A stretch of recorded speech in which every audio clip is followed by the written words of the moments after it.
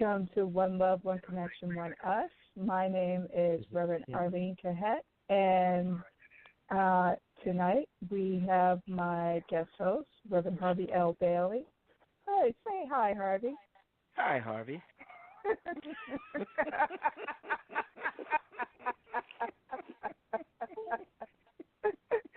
Okay, so tonight we are going to talk about dating. Is it like it used to be? Now, one of the reasons why I wanted to have this particular show is that many of the people that I've talked to, male associates and friends, they've been telling me that they're running into a certain type of energy with the women that they're dating now. And so I'm going to give them the opportunity to actually give a voice to what it is that they've been experiencing. And tonight we have a friend of ours, of both Harvey and I, Ernie. Ernie, are you on the line? Yes, I am, and I'm here and raring to go.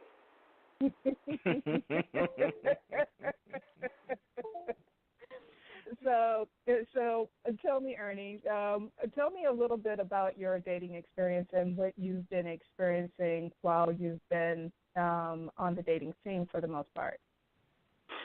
All right. Well, basically, to give you a little rundown of myself, I'm a very personable kind of sensitive, spiritually guided brother who has been married for 16 years, and every relationship that I've ever been in has always been long term, meaning at least a year or longer. I don't believe in just getting together with people just to be getting together. I'm looking for my particular soulmate, and I realize that, in order for you to find that person, you have to give it some time. So I usually try to give it about four seasons, about a year. You really can tell a lot about a person within a year. But, a lot of times it's a lot sooner. But, if you're really serious, for me, if I'm really serious about a person, I'll date them for at least a year to give it some time to find out if it's really something that I feel is necessary, that it's going to work for me. And usually during that time, you see the real person. So that's how I work for it. The experiences that I've been having with relationships, I've had a few. I'm very finicky myself.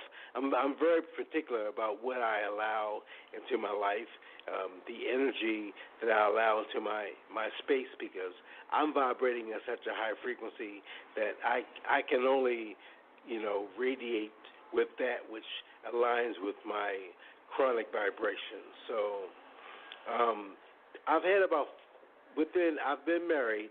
I was married for 16 years. In 2008, my wife decided that she no longer wanted to be part of my space, and so she moved out of the state and took my daughter, and that's been a transition, but it's all good because I realized that everything that everything that happens in my life is only to help me along the process. Since I've been dating, I haven't really been dating a lot since 2008. I haven't had a couple of run-ins with people that lasted a couple of months, but for the most part, it's been basically very light and friendly. I have to make friends with you.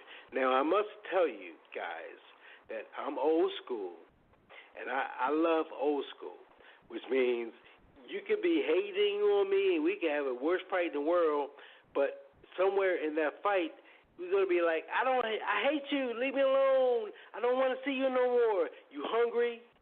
You want something to eat? It's like that. You always go back to that original love that you have, because love endures all things. And that's how I carry it. I carry old school. The experiences that I've been having is I've been finding out that a lot of women, particularly black women in Baltimore that I've been running into, a lot of them have a lot of preconceived notions about what's appropriate, what they're looking for. A lot of women that I run into are very confused about actually what it is that they need, or what they what they desire. They don't know, and so they're grappling at straws and trying to put you into a box, fit you into fit a square peg into a round hole, so to speak. They're with people who they're not really aligned with, and they're trying to force it when they really are wasting their time. We have to be completely honest with ourselves, and in order for love to find us, we must really be in tune with our own soul player. Our inner person, the higher self, the person that is going to carry us through. Is this we have to ask ourselves vital questions.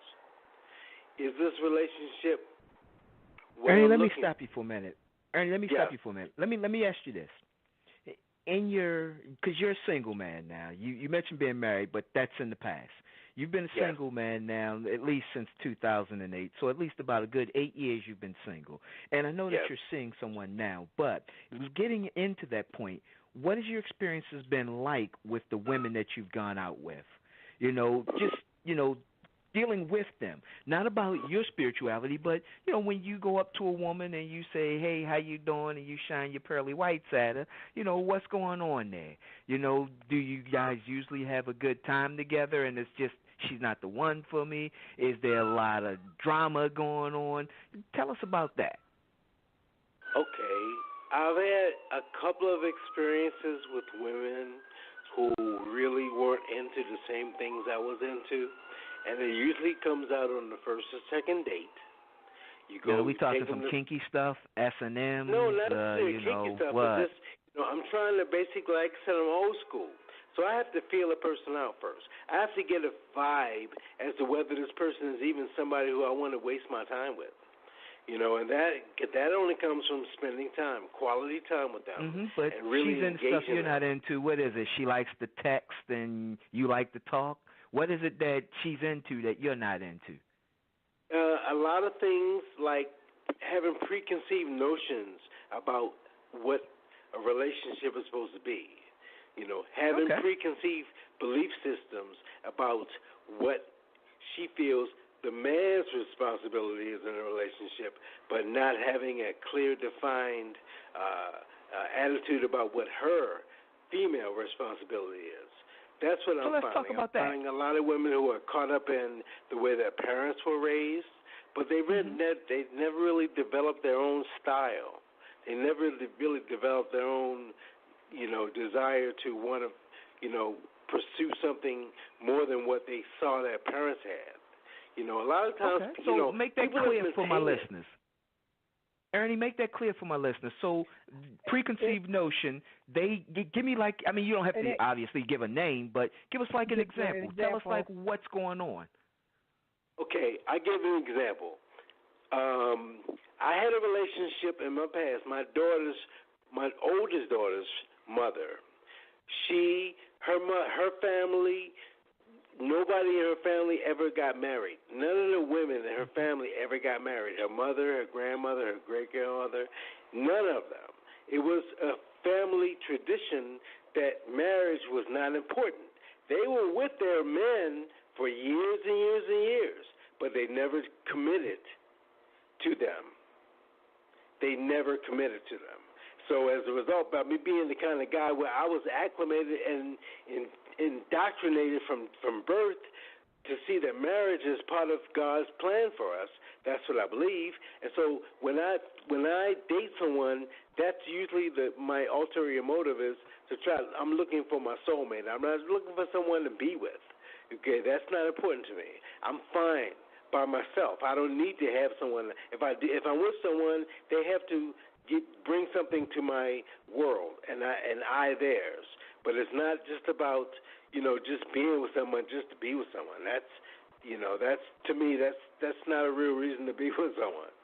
You be with someone because they you feel something with them, and they feel something for you, and there's an attraction, and you guys are attracted to each other. You have an intimacy, a depth of a relationship, not just some fly by night, temporary, temporal, day by day thing, but something that's deep or meaningful. I personally am a very deeply spiritual person, and I believe that having an intimate relationship with God is what God's purpose for us was. But I believe that He's given us the gift of relationship to practice that relationship that He wants to have with us, by having it with someone else that He's put into your life. Not to be flamboyant and to be going around trying to hit everything, stick and move like you and the Ravens, but to love and to be loved and to use the example that God has given us of how we should love each other by how He loves us. And that's what it is to me. It's a mutually agreed upon relationship that makes both of your hearts sing, not just one, but both.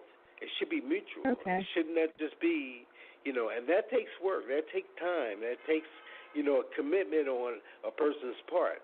People can date. Okay, I personally hate dating because you got to get to know a person all over again, and But so what I do is when I find someone who is mutually satisfying to me and who I feel that Spirit is leading me to, I put all of my eggs in one basket and try to make that work, ride it till the wheels fall off, if you will. But so, I don't make Ernie, any. I do have a question for you because we do understand what you're talking about, but one of the questions that I do have is that have you found that the women that you've dated have been more career oriented, where it seemed as if their career outweighed their desire to want to be in a relationship, and has that been a continuing trend that you've seen, if that's actually the case? I've seen a lot of that too. By me being in my 50s now, I generally like to date women my age or a little older, actually. And I find that in that age range, I'd say between 50 and 60, 65, that, if their career has been their main drive for the most part in their lives, to the point where they're in their upper 40s and early 50s and have not connected with someone yet, have not had any children of their own. It could be for a number of reasons. Maybe they can have children, but the fact of the matter is that, because they've never fit into that mold of being a housewife or, being a bride and never, always a bridegroom, never a bride kind of thing. I haven't had a lot of experience with those. Most of the women that I date, generally that I acclimate towards usually have the same type of upbringing or same type of belief system that I have. But I have run into a lot of women who are very, their career is their baby. And they've gone past the age of their biological clock being important to them. Because I am a family-oriented kind of guy, I tend not to gravitate towards those type of women, but I have ran into a couple, and I am friends with those. I have friendships with those type of women, but as a result of me pursuing, even in trying to just be friendly and finding out if this is something that I would like to pursue, I usually try to establish a very strong friendship, because I believe that even if you never move beyond that, friendships are important. They're very, very meaningful, and that's what's important to me. I'd rather be your friend and be happy with you than try to be your man and, have it all fall apart. Because we weren't really meant to be friends, like that. You know what I mean? It's about understanding what you need and being steadfast and immovable. Not settling for anything less. I find that a lot of people are settling right now. They just want to be with somebody so bad that they're just with people. And they know deep inside this is not working and it's going to blow up eventually, but I'm riding until the wheels fall off because I want to be with someone. Okay. Hold on to that thought, and what we're going to do is we're going to go ahead and pay the bills, and we'll be right back. All right. Break the cycle of mediocrity. Did you know that most people don't like waking up to an alarm clock every morning? How would you like to make a full-time income working part-time from home? The largest percent of people who make six-figure or more do it from a home-based business. You can design your own future with a company that is fun, fast, friendly, and rewarding. The Limu Company is new to the Baltimore area, looking for a few good men and women. If you are a leader and you're sick and tired of the Monday to Friday 9 to 5 grind, if you want to set your own schedule and pay, contact Gloria at 443-326-1943. That's 443-326-1943, or email gleach7@verizon.net. That's gleach7@verizon.net. I'll see you at the top. Okay, and we're back.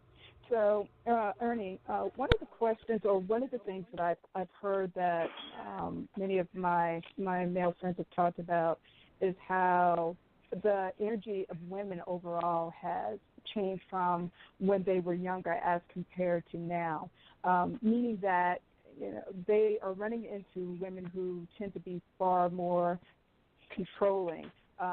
That, like you said, that they have their expectations of what a man behaves like. And so there is more or less what you would call a battle of wills. Now, I'm kind of curious, has that been a part of your experience in comparison to what your experience may have been like when you were younger? Wow. Wow. Do you know who I'm talking to? Look, I could go on and on and on about this. Yes, I'm saying this, and it's not a cultural thing. I'm not being racist at all. I love my sisters. I'm a brother. I love my sisters, and so I basically concentrate on them. I want to find my soulmate. That's a sister. Now, that's not to say that there aren't any white or Asian sisters out here, but I have not gone that far as trying to seek beyond my race to find the perfect woman. However, I can say, relating to what you were saying, that the majority of, I'd say 99.7% of the women that I've been trying to date or see are very controlling. They need to be respected, and they need to feel like they're in charge, and they feel like their decisions and what they feel and how they see it is more important. I've even gotten to the point where I've had brothers that I've had conversations with tell me that it's like almost like Planet of the Apes, where women are the apes, they're in control, they're the ones riding the horses, and I'm a human. I'm in a cage. I feel like that women are, men don't have any more power and control. It's the women. Yes, I see that a lot. I see women who have been hurt by guys so much. They've, a large part of their lives, they've been in relationships where they've had to, be the man, financially, step up to the plate, take control. And so, we as men, have, a lot of us have fallen by the wayside. We're not empowered. And so we don't know what we're capable of. And so we don't exhibit, we don't express that to our women. And our women see us as they got to do what they got to do to take care of the situation because they can't depend on us. And it's like, I know a lot of it has to do with slavery. I know a lot of it has to do with, men, our identity being stripped, because we were treated as second and third class citizens during slavery and apartheid and all that kind of stuff. I know a lot of it has to do with that. Hey, Ernie, hold that thought, because I want to come back to that. But we've got another guest on the line. Arlene, could you bring Mortez in? I want him to answer that same question. Then I want to come back to where Ernie was going with that. What's his last four digits? 7995. Hello, Mortez. Welcome to One Love, One Connection, One Us. Well, you've actually heard the question. What's your viewpoint on what we've been talking about this evening?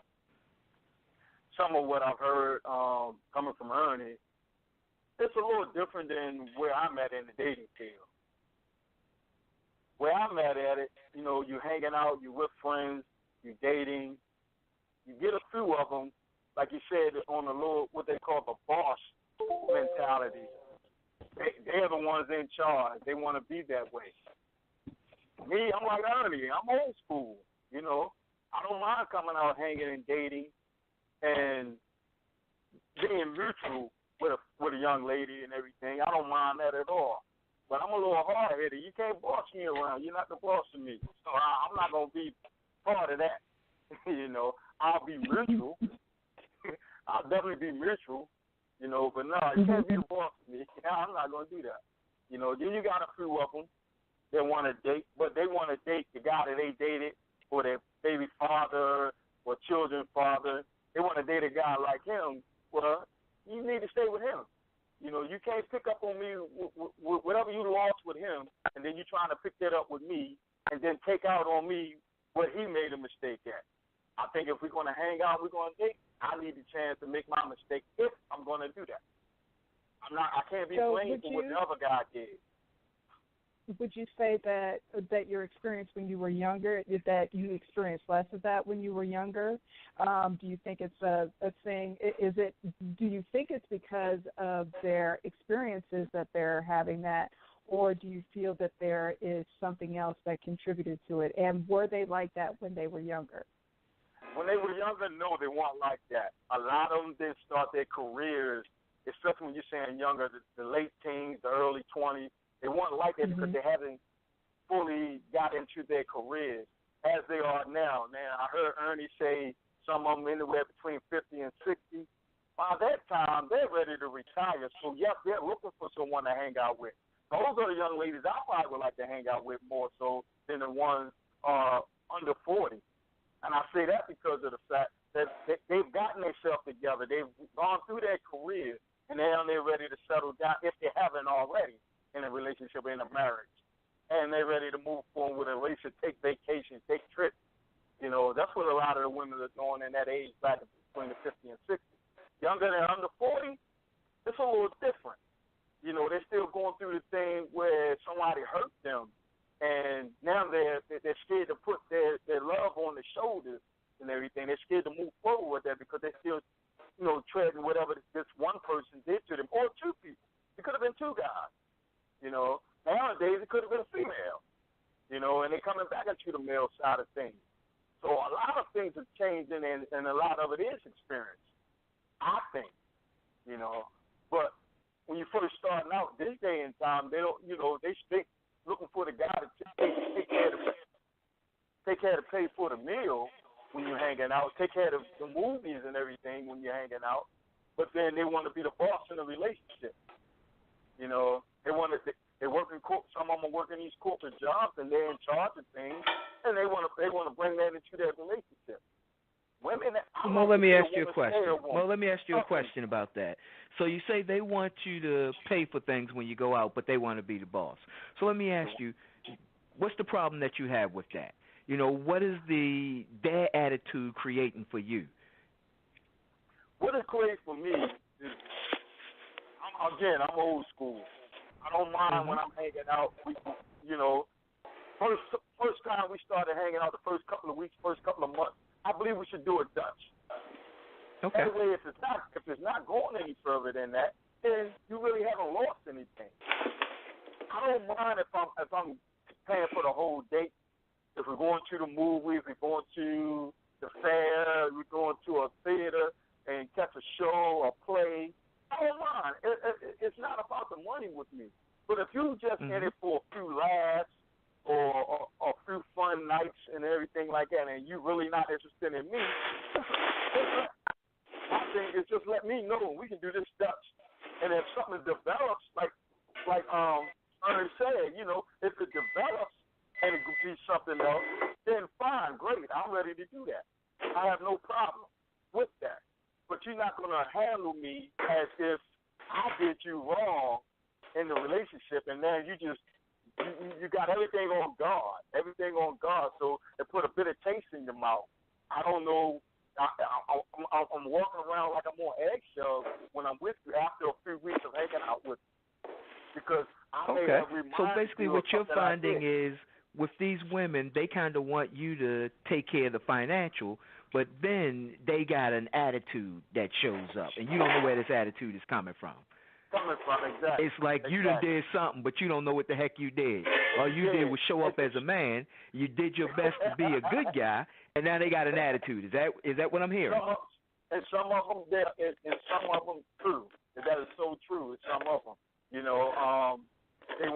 feel safeguarding. They're being safeguarded. I don't mind. Hey, look, I've been hurt, but I'm not going to take it out on the next woman that I decided I'm going to hang out with. My thing is this: I've been hurt to the point where, for 5 minutes, I hated all women in the world except my mother. You know what I'm saying? Never gonna hate mom, no matter what. You got a lot of sisters. You hated them too? I hated my sisters because I saw what they did to the ex-boyfriends. They put them guys through a lot of things, man. But in the end, though, we all are looking for a person that we can connect with and grow old with. I'm at the age I'm ready to grow older with the next woman in my life. Is she willing to not be safeguarding with everything? Just let it go and move forward. I'm not going to take it out with my bad experience on the next woman that's going to be in my life. Is she sincere to be in my life all the way from this point on?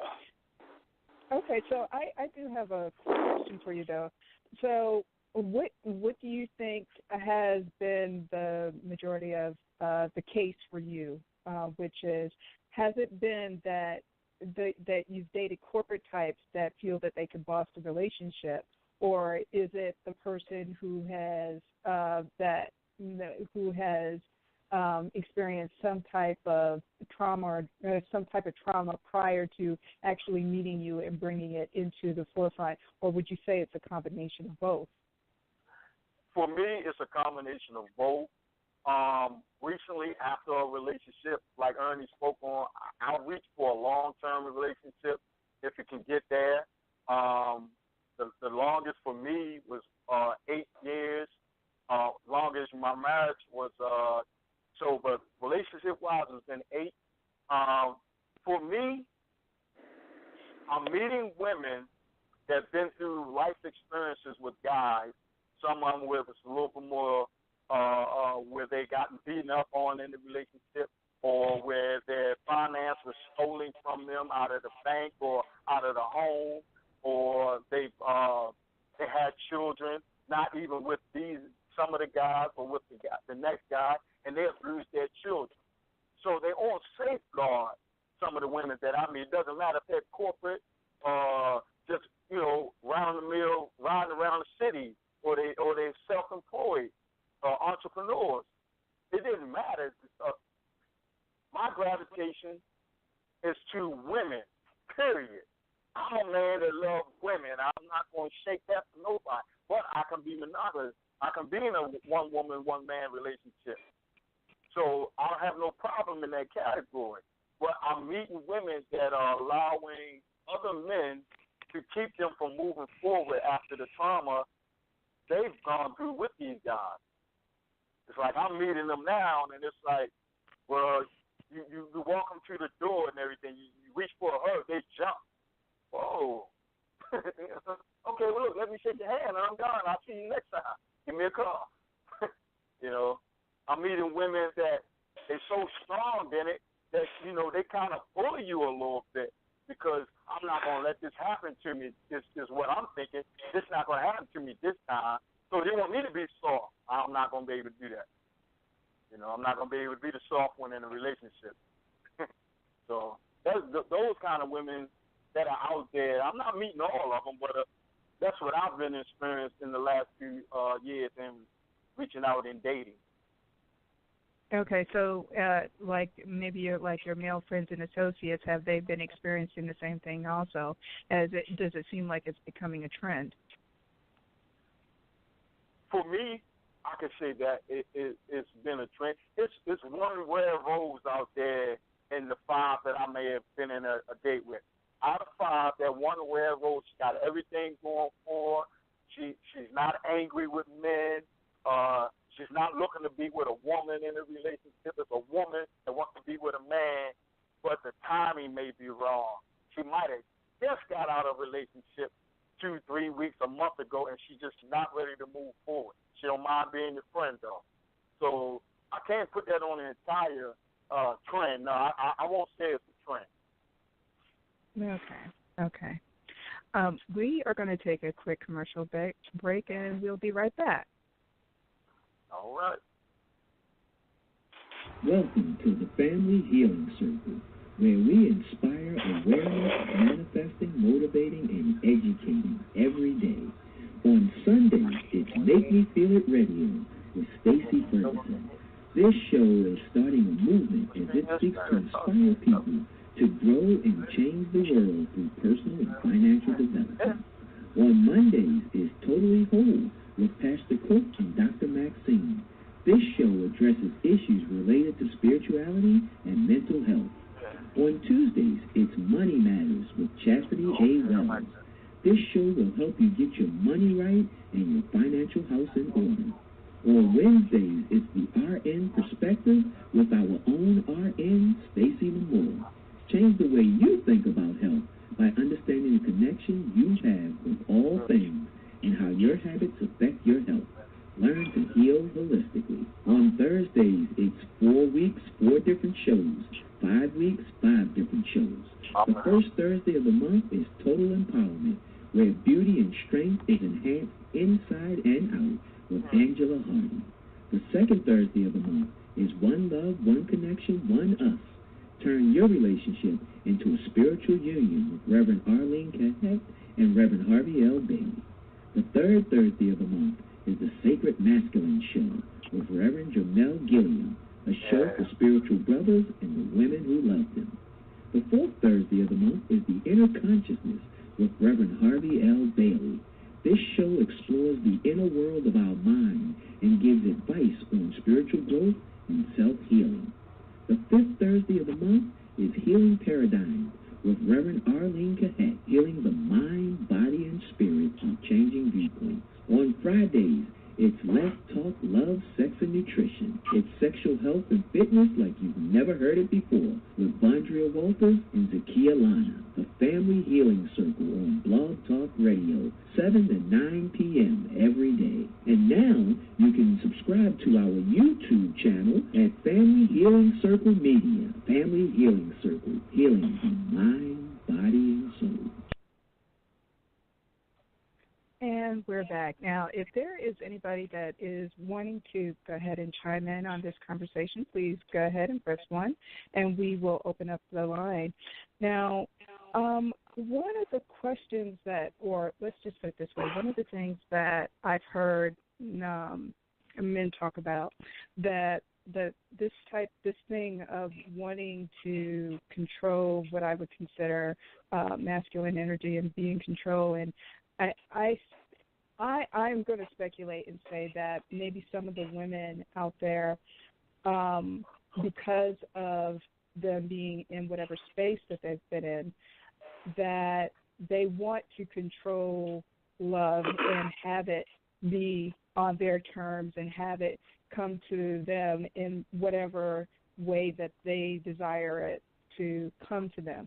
Now, this is only speculation on my part, and somehow that I do recall having a talk with someone who explained to me that this was not just limited to men that they were dating, that the child that this woman was raising, that, you know, she wanted to control things so much that she would make her son use the bathroom instead of, standing up to void himself, that she would make him sit down.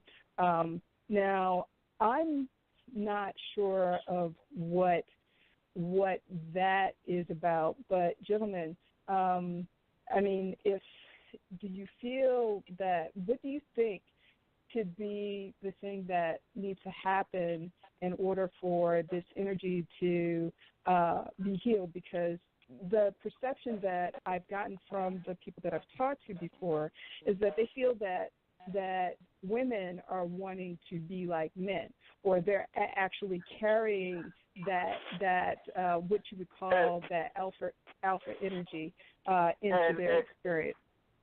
I like to answer that, and I was just about to touch right there. A lot of the women, not that the ones that I've come in contact with, one or two maybe, but they have the alpha role because they are alone raising their children. That's one thing right there. And they don't have that trust. They have a trust issue when they do allow a man to come in on a temporary basis. But a lot of the men that they're getting themselves involved with are the ones that are just coming out of jail. They haven't been in a relationship for so long that they still doing it as if they were 16, 15 years of age. So they don't know how to come in and help take care of the home, help rear the children with the way they're supposed to go. A lot of women are taking on the male role, and they're actually thinking they are male. They're seeking females with companies, some of them, you know. So it's very scarce on the fact that a lot of our males, especially right here in Baltimore, like to hang out in the jail, and they're not off.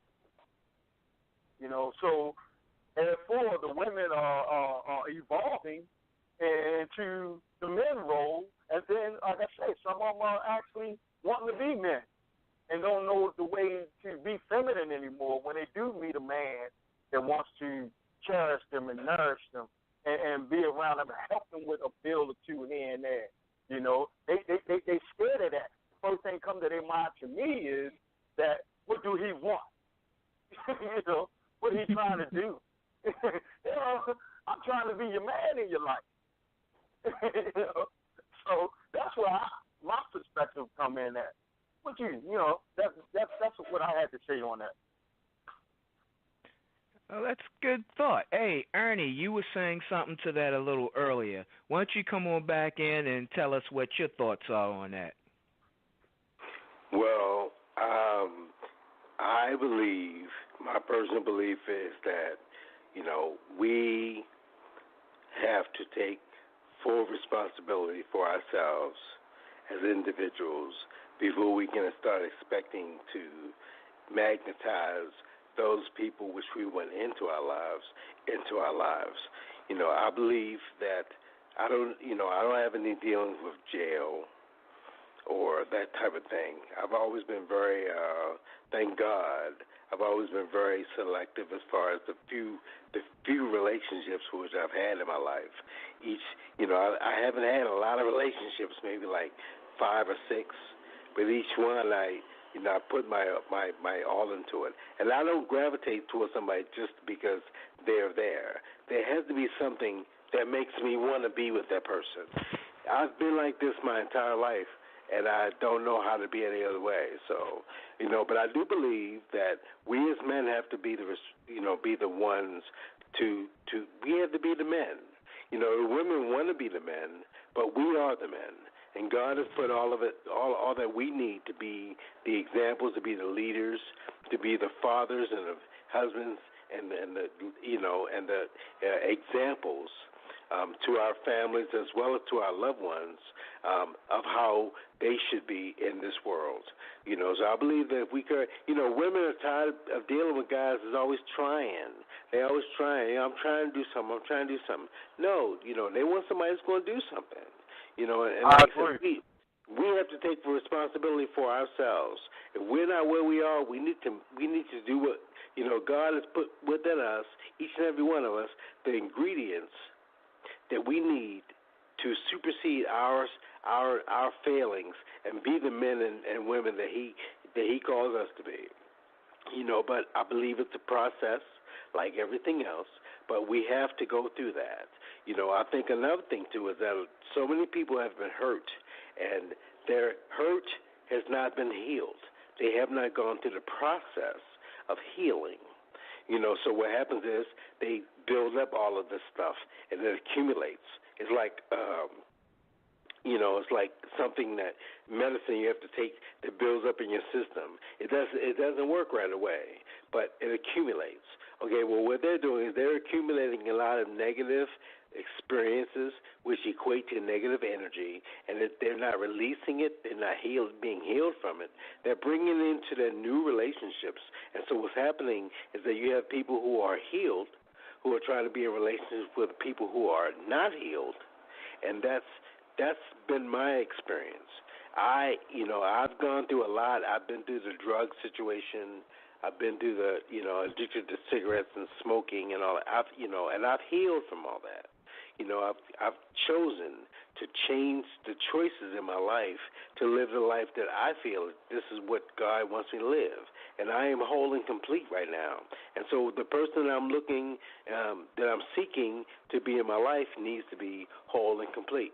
If she's not, she needs to at least be willing to allow my energy to be, something that helps her guide her to me. But again, I have to be the one that's the example. We want somebody who's going to love us, then we have to be loving. We want somebody who's going to be affectionate and romantic to us, then we have to be romantic and affectionate. If we want somebody who's going to be forgiving and accepting, then we must be forgiving and accepting. It's not a one-way street. It's a two-way street, both of you. The Bible says that we need to be on one accord. And what that means is you have to know what your accord you're on, and you have to align yourself with those people. And if you're living your life in the way that God has called you to, I believe that you're going to magnetize those people into your life. But you have to be strong enough to say no. You have to be strong enough to tell yourself no. Yeah, it looks good and everything. Oh my gosh, she throwing money at me. She buying me clothes and that. But is this what I want? We have to know what we want. You can't be. Ernie? Yeah. Go ahead. Go ahead. Finish up the thought, and we're going to take a caller. Yeah, what I was going to say was, you can't be incomplete and expect to be with someone who's complete. Right. If you're not a Christian, why would you want to, you're required that your man that you date be a Christian, because it's not going to work, So you have to be the change in your life that you want to see. And I'm closing on that. That's my thought for the day. Are you being the change that you want to see in your life? All right. Thank you so much, Ernie. Hold on.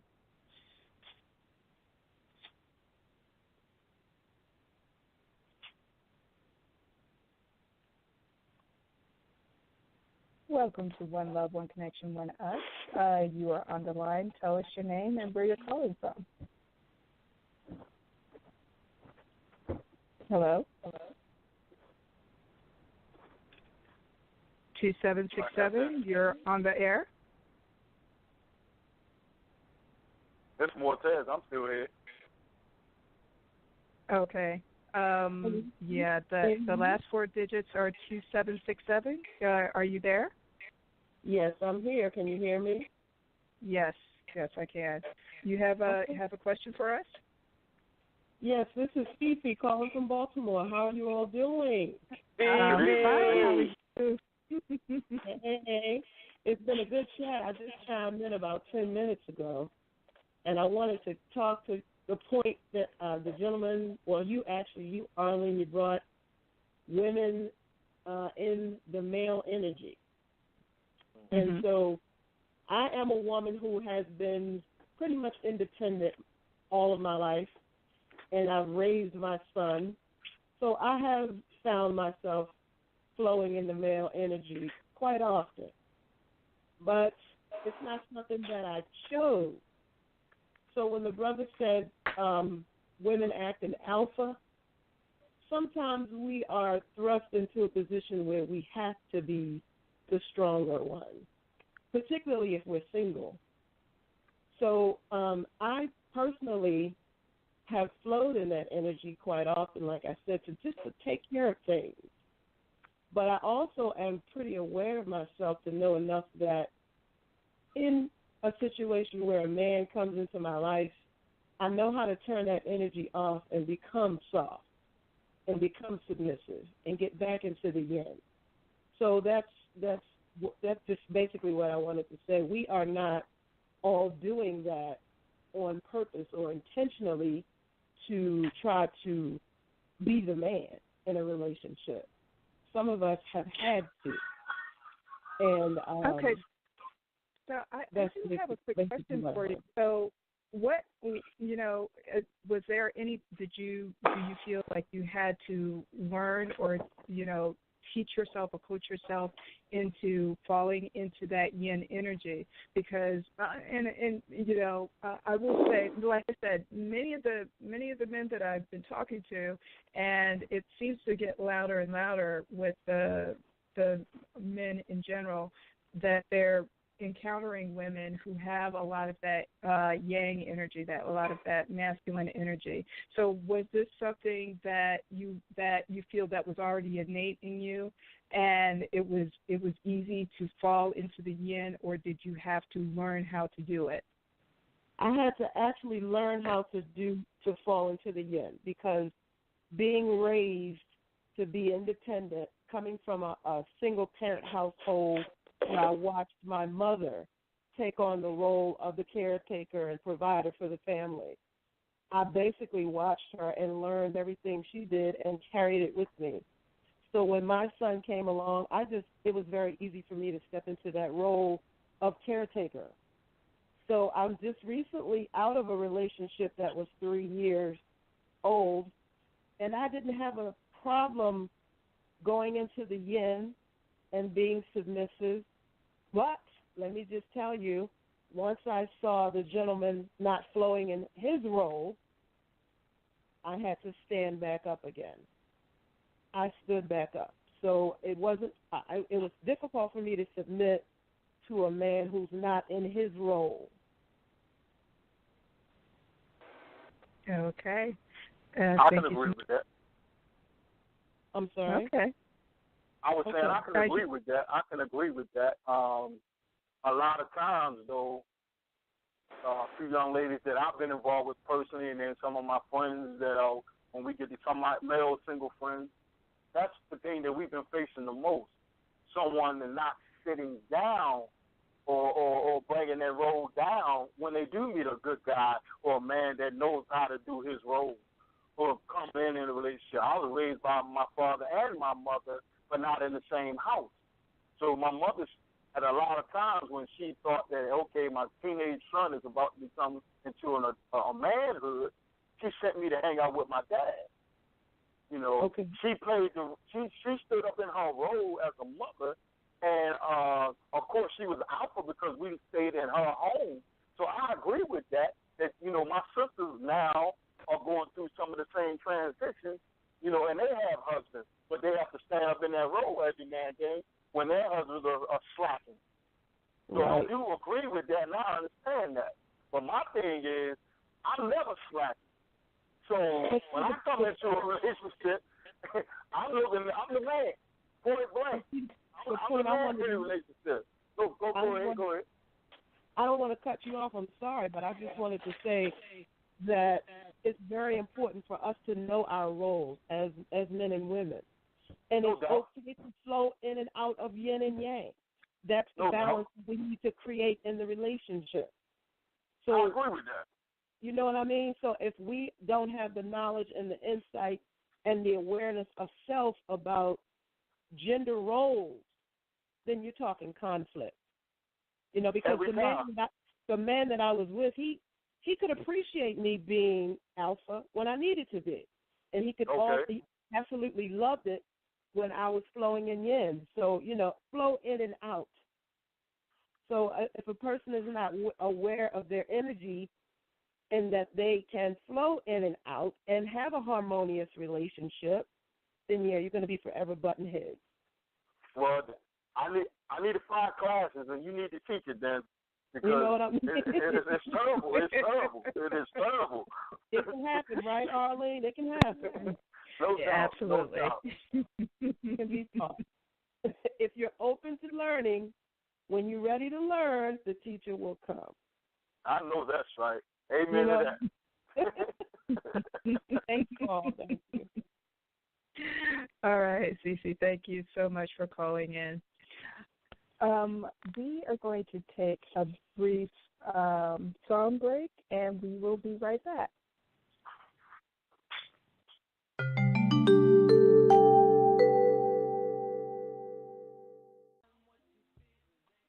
And we're back. We're going to close out this show a little bit earlier than normal, but if there is anybody out there that have any more comments, questions, or concerns, just press the number 1. And before we close out, any takers? Reverend Harvey? Going once, going twice, going 3 times, sold. Okay, we do have one more person who wants to add into the conversation. Peace, peace. Well, peace. Welcome to One Love, One Connection, One Us. Please tell us your name and where you're calling from. This is Zakia calling from Baltimore, and it's a blessing and a pleasure to be here tonight. I just want to say real quickly, first of all, I just want to honor the brothers for taking the time to come on to share their experience with us. We have lots of conversations as women about what we are experiencing with our relationships and with meeting guys. And so it's good to hear from the brothers' perspective what they, too, are experiencing. So I want to thank you, Reverend Arlene and Reverend Harvey, for allowing this conversation. So it seems to me that we are having different experiences because my sister friends and I don't fit in the category of women who, are bossy and, kind of want to take the alpha role. And, we're kind of in a whole different place. And one of the things I was wondering is, where the brothers are going. They're meeting these women. And also to just say that things that we are experiencing is brothers who are not showing up authentic. We're having guys show up claiming to be something and then, getting us involved in relationships and then finding out somewhere down the road that they aren't authentic and about who they say they are, what we used to call perpetrating. So, I don't know, where the misstep is here, but I certainly would love to know where brothers are meeting these women, and also if there's something that we can be alerted to maybe ahead of time so that we don't really go down that road of getting involved with someone and then finding out that they truly are not who they say they are. So I just want to say, once again, thank you, and keep talking. Let's keep talking about this because we need to come together. Hold on. I just want to say something to what you were saying. Now, of course, you guys know I'm not usually quiet, but I was pretty quiet during this one because, I just set it out. But I just want to say, and I'm saying this, and the reason I said that is because I'm even saying this from a neutral position. Even though it's going to sound like I'm taking a side, I'm saying this from the neutral position. You are very correct about a lot of men doing that, but men have the same situation with women. If you date 10 women, 9 of them lied to you. They're perpetrating a fraud as well. And so, again, I'm saying this from a neutral position. In that we, men and women, have come to a situation where the dating game has become, in my opinion, this is my opinion, harder than it should be because everybody's walking around with all this baggage, all this hurt.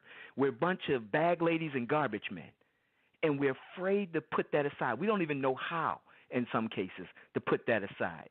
So like Mortez was saying about, he may go out with some women, and then it's like they're treating him some kind of way. Well, what's going on there is you triggered something. You may not know you triggered something because you didn't try to remind her of a hurt. But you did something that reminded her of her hurt. And subconsciously, she has a reaction to it. She's not realizing she's changing and reacting this way.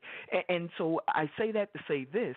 you say that you and your friends, your women friends, wouldn't consider yourselves bossy, but I'm sure that a guy who's probably dated one of y'all after a couple weeks would feel like y'all were bossy because he pushed a button that he didn't realize or that you didn't realize, and then in his opinion, how you responded was a pushback.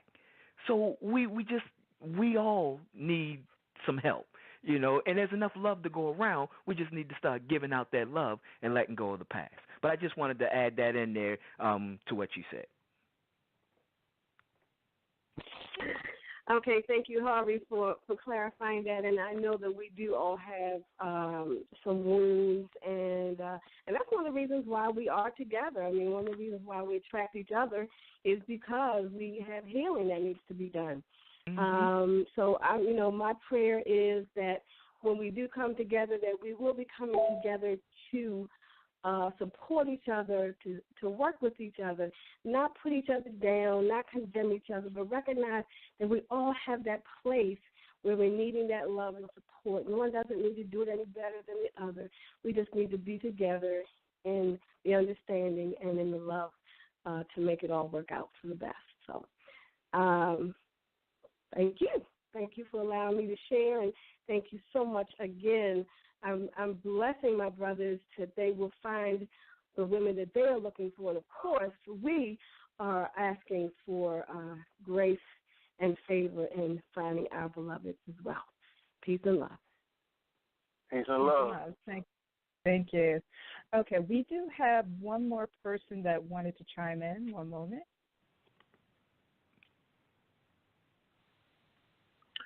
Welcome to One Love, One Connection with us. Good evening. Let us know your name and where you're calling from. I am Jamel Gilliam, Reverend Jamel A. Gilliam from the Sacred Masculine Show. What's up, man? I want to say hello to everybody. Good evening. Reverend Jamel is one of the owners of the Family Healing Circle. Right now we are a 3/4 owner on the line. Yes. We're only missing one person. and by no means should our listeners hold that against me. You know, that raises you up, brother. That holds you up. I definitely welcome all those who've been listening so far. Also, I got to put the shameless plug in to the Sacred Masculine Show. And thank you, brother, for being a caller and a participant in this discussion. I heard some of your conversation. It was definitely needed and needed to be said. And Harvey and Reverend Harvey are doing a wonderful job. I wanted to add, though, just listening to Sister Fifi about some of the things, just a challenge to the brothers. And I'm sure someone already spoke about this, but we also, as brothers, as men, we have to step up. I mean, the reason why sisters are filling that void and becoming alpha women is because there's not enough alpha men. We have to claim our place. And, I don't deny the fact that slavery and some of the other things that's happened to us has caused the black community, the family, and if not even the black community, just society as a whole has become dysfunctional because of some of the things we have to deal with.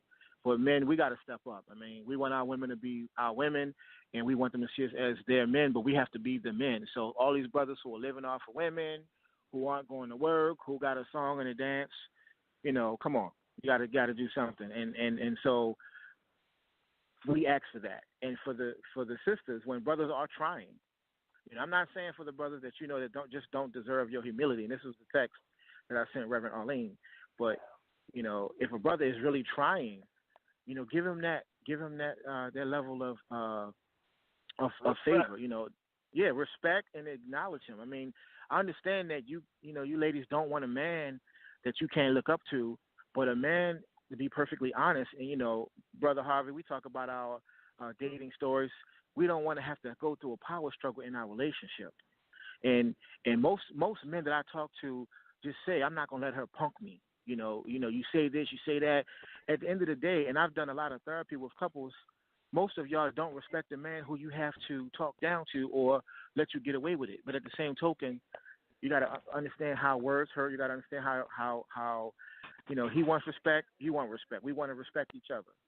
And brothers, you know, let them know. Do the best you can with what you have. I'm not asking you to be a brother with a 6-figure bank account or a high level of degrees, or I'm just saying just be the man. You know, do what you can. I mean, sometimes folks just aren't equally yoked, and y'all need to have that conversation of how you're going to make it work. If she's educated and you're not, how you going to make that work? If she got a lot of money in the bank, but you got a lot of time, how y'all going to make that work? If, I don't know, you got something, everybody, you know, has something that they can do well, and just bring that to the table and be honest about that. Don't be the kid, you know. Don't allow them to treat you like that because you've been acting like that. I mean, sometimes we just got to step up. Whatever it is that you do, and everybody, like I said, we do something well. There's something that you do, you know, and that's important. I mean, you know, I've had my share. I'm married now 4 years to a wonderful woman, but it didn't come right away. And I've dated. I was probably one of the many serial daters. And could have had my pick, and my wife could probably have had her pick, but we realized that we were trying to build something together. And folks, just don't date for sex, because sex gets tired after a while. You know, I mean, you know, you know, she's good, he's good, she got a wonderful body. You know, you got a nice body. That's not going to be enough after a while. When you're 50 and 60 and 70, when you look at each other, the question is, do you like each other? You know, and that's going to be the thing that you have to really resolve within yourself. Yeah, I agree. Are you still there? Yeah, I'm here. Yeah, we're here. here. Yeah, yes, we are. I like the brother Ernest. You know, he said some pretty good things. I actually didn't recognize him at first, but he really said some wonderful things, and it's just really important for us to start respecting the relationship. We want a lot of sisters that say they want relationships. I kind of wonder if they really mean what they say, because when you hear them talking to men, it's like, wow, is he your son or your man? Right. Too much of that going on. yeah, a lot of that going on. You know, the interesting dynamic is that it's almost like this anger towards the man that helped you to make a son, and you have a son, and then your son grows up with kind of that same, you know, you emasculate your son, and your son grows up. It's like this cycle, a vicious cycle that has to stop. A lot of these men out here, you know, myself included, we're raised by these single women, and I'm not bashing single moms, because sometimes it's better that way. But, you know, these young boys are seeing all this stuff, and they grow up, and it's like, well, hey, you know, my mama got this, you got this. And it becomes this vicious cycle. Like, wow, is this what we, you know? Let the men be the man, and brothers, let the women be the women. Now, with that said, what you just said, a lot of, we all know a lot of men are not raising their own children. We know this. So my thing about that is this. You know, if you come into a relationship and the young lady has a son or a daughter, it doesn't matter. As long as they're not disrespecting these children, hurting them and molesting them and things of that nature, I mean, I think it's okay to structure the child. You know, a lot of women, you can't talk to my son like that, and he tearing up the whole house. Right. You know, it's a situation I know personally. The son was being raised by the man in the house for the last 4 or 5 years, and recently this just happened. Now he wants to start selling marijuana. Guess where he brought it at? The man has a government job and everything, and now he's not even with his wife, because the son want to do what he wants to do in this man's home that he built for them. They actually moved out of a home that was owned by the mother and put their own home. So I guess they cut down some structure there. And then the son grows up, and he's older now, but I think he just graduated. But now he wants to be a drug dealer. And then he had to say, the man had to tell him, it's either going to be him or me. And he's old enough to make decisions like that. Right. You know, you're not going to do that to my child. Well, hey, I'll see you when I see you. You know, and that's crazy. That's crazy. After 6-7 years of raising them, you know, the father not playing no parts in his life. He helped him get through school, ready to go to college. And this is the payment you get? I don't think that's right. I don't think that's right. You know what they say, though? I mean, you know, dating is just that. It's just dating, so it's kind of a trial run. And I would say to anybody, male or female, don't be afraid to walk away if you realize there's just not something that you're willing to compromise. I mean, we all could have these things. Like, I would never date a woman who was on drugs. But some people, that's not their thing. They would try to work it out. I mean, I think even the same thing with the children. I mean, sometimes we have, and it's hard because, pretty much most people I know my age, they all got children from previous relationships, and you have to really figure out what are you willing to put up with or not. I mean, you don't want someone to feel like they're putting their son out or their daughter out, but you also want to make sure you're not compromising your beliefs. And in this case, it sounds like the man lost his job or in a government job. He would have been if he'd allowed that kept going. Right. So that's hard. Yeah, it's a hard decision, but he had to make a decision. But I'm saying, look, his thing was we ain't got to put him off the street. He still got a father that don't have a relationship with him. Let him go over there with him. That was his thing. Right. But he can't stay in here and act like that. Down here with me. No, I'm not losing my job behind. He's been in his job 17, 18 years already. And now, just because he's raising this man as his son, he don't have any children. Not his blood children. He took on this woman's children. And there it goes. You're dealing with a situation like that. Right. Right. I definitely, it's hard. I mean, it's definitely harder. And what happens is folks get stuck in their ways, and this is how it is.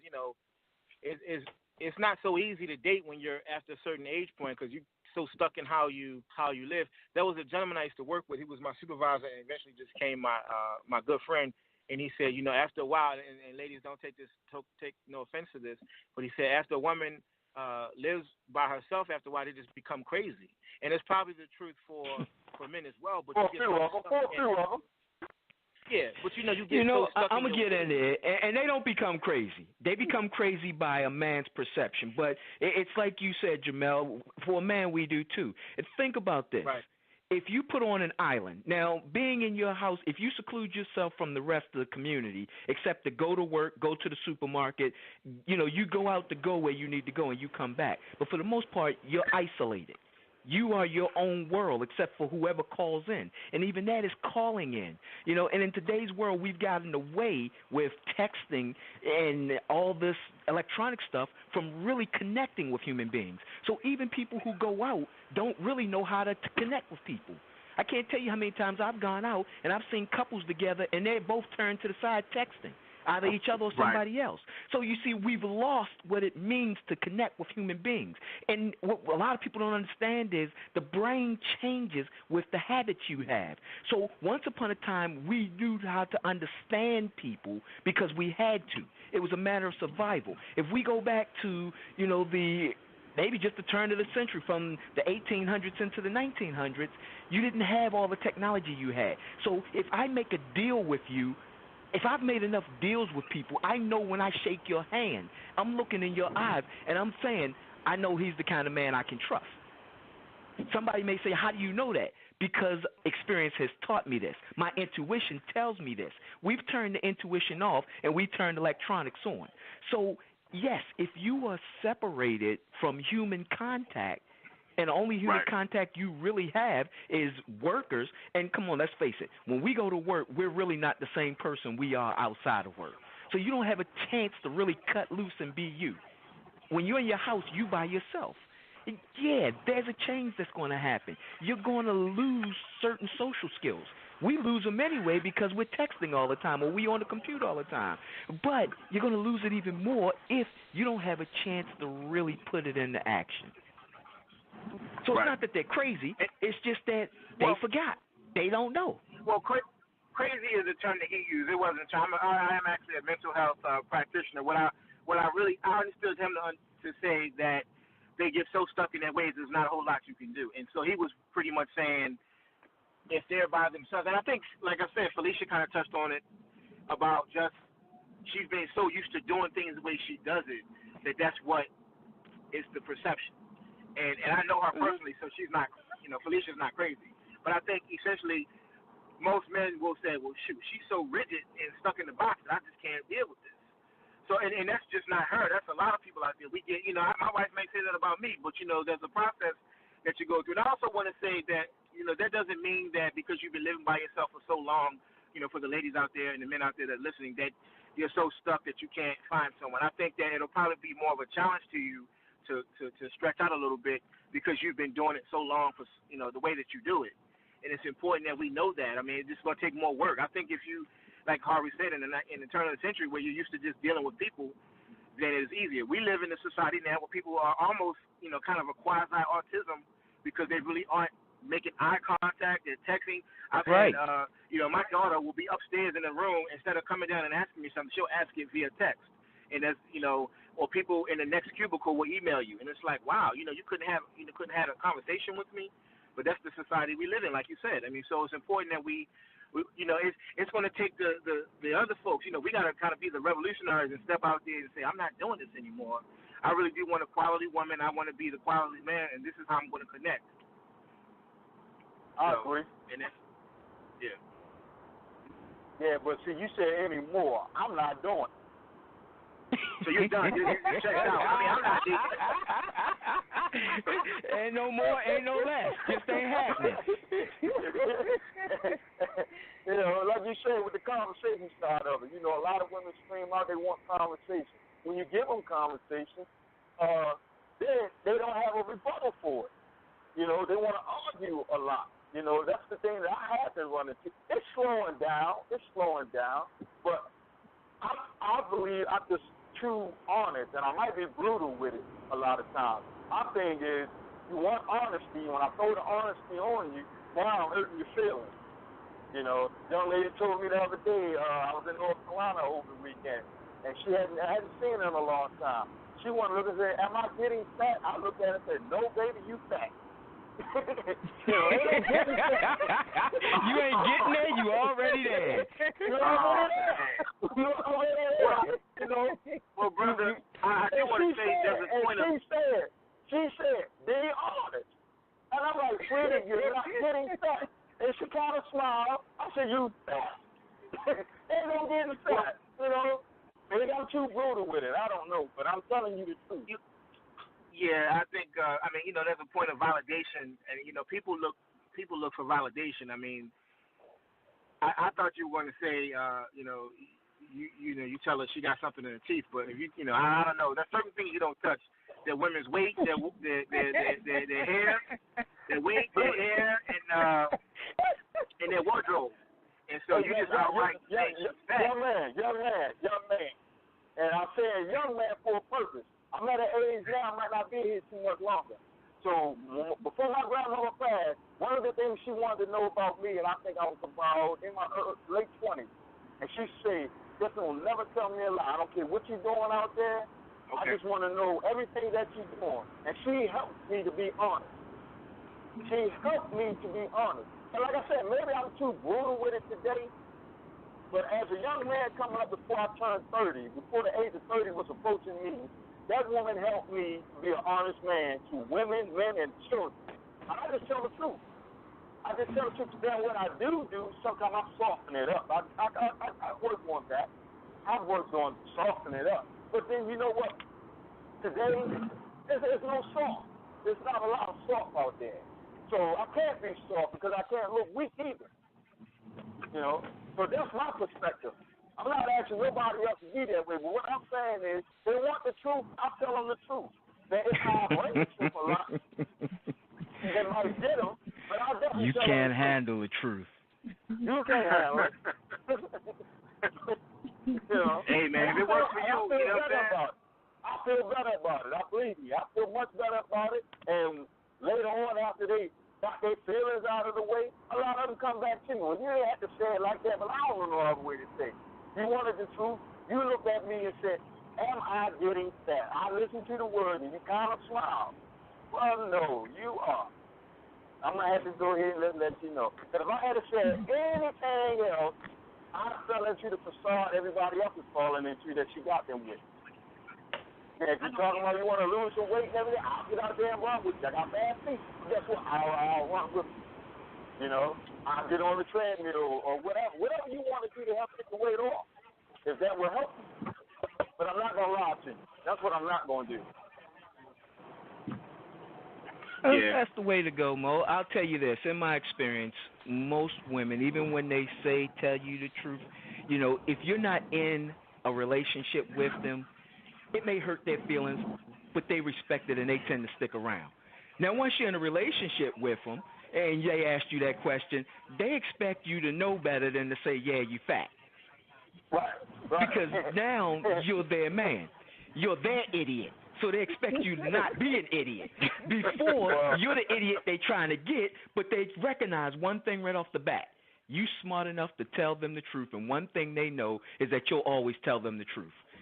And then when they get you, they don't want you to tell them the truth at certain times. So it's a balancing act, you know. They better not ask me then. They better not ask me. Well, the question don't change. Do I look good in these jeans? Do these jeans make my butt look big? Yeah, your butt look big when you ain't had no jeans on. Of course it's gonna look big in the jeans, but I like it that way. And there goes the curve right there. That's the curve. My ex-wife said to me one time, "I'm a big fat pig." I said, "But I love you and you're my big fat pig." But she said, we're not together no more, suffice to say, but, you know, that's what that was. I still love her, and she was just my big fat pig. But the thing was, 2 weeks after she stopped smoking, we went to the gym, and she was no longer a big fat pig in her eyes. She was never a big fat pig in my eyes. You know, she could have got big as a whale if she still was with me. I was good. Her appearance changed a whole lot until she decided to go to the gym. But I never lied to her. You know, like I said, her feelings were for about a couple of days a week, maybe 2. You know, I had to sleep in the couch, though. Wasn't none of that going on. You know. But you got back in. You got out of the doghouse. Well, I don't think I was ever even in the doghouse. I just didn't sleep on the couch. I didn't sleep in the spare bedroom. You know, I still took showers with her. You know, I just pointed out like I watched more of your back than usual. You know, hey. Like I said, you know, I'm a little brutal with the honesty, and I try to tone it down here and there, but you know, I'm in my 50s as Ernie is and everything, and I don't see no reason to tell a lie. Now today, now that's now. I don't see no reason to tell a lie now. You know, taking it honest, and hey, and if it's the same thing about me, hey, then you know, be honest. I can take it. You know, that honesty will help me get my stuff and get it right. You know, that's what I look at it. Okay. Well, we lost. Reverend Jamal had to go ahead and get off the line. But we're going to go ahead and wrap this up, Montez. We are so appreciative of you being willing to share what your experience is. And also, ladies and gentlemen, one of the reasons why I wanted to bring this story or this conversation to the forefront is because it is one of the conversations that I continue to have with men all the time, even Reverend Harvey here. And I just want everyone to be in that place of understanding that we all need each other. You know, the whole idea that we are an island is just we're not by ourselves, or we cannot improve upon ourselves, heal ourselves without one another. And you know, I want people to be mindful of the fact that you know there is a need for healing, and especially in this time of when what we would consider the feminine age coming in, that we don't completely discount our the yang aspect of our own natures as well as the male counterparts that we may encounter. Reverend Harvey, do you have anything to add before we get off the line? No. No? No. Okay, love, peace, and blessings, everyone. And we are probably going to have a part 2 to this conversation as to what we can do to heal. So blessings, everyone. Good night. Peace and blessings. Have a good night. Good night.